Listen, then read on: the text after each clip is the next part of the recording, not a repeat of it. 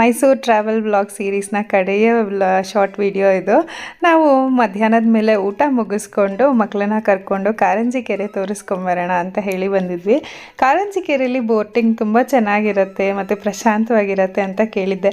ಹಾಗಾಗಿ ಮಕ್ಳಿಗೂ ಒಂದು ಹೊಸ ಅನುಭವ ಆಗತ್ತೆ ಅಂತ ಹೇಳಿ ಕಾರಂಜಿ ಕೆರೆಗೆ ಬಂದಿದ್ದೀವಿ. ಬೋಟಿಂಗ್ ಎಲ್ಲ ಆದಮೇಲೆ ಮಕ್ಕಳಿಗೆ ಆಟ ಆಡೋಕ್ಕೆ ಅಂತ ಜಾಗನೂ ಇತ್ತು. ಸೊ ಸಮ್ಮನ್ವಿ ಗುಂಡಣ್ಣ ಇಬ್ಬರು ಇಲ್ಲಿ ಪಾರ್ಕಲ್ಲಿ ಸ್ವಲ್ಪ ಹೊತ್ತು ಆಟ ಆಡ್ಕೊಂಡು ಅದಾದಮೇಲೆ ಅರಮನೆ ಹತ್ರ ಹೋದ್ವಿ. ನಾವು ಅರಮನೆಗೆ ಲೈಟ್ಸ್ ಹಾಕಕ್ಕೆ ಸ್ವಲ್ಪ ಸಮಯ ಆಯಿತು. ಹಾಗಾಗಿ ಮೊದಲನೇ ಸಲ ನಾವೆಲ್ಲರೂ ಟಾಂಗಾ ರೈಡ್ ಹೋಗಿದ್ದು. ತುಂಬ ಮಜವಾಗಿತ್ತು ಎಕ್ಸ್ಪೀರಿಯನ್ಸ್ ಮಾತ್ರ.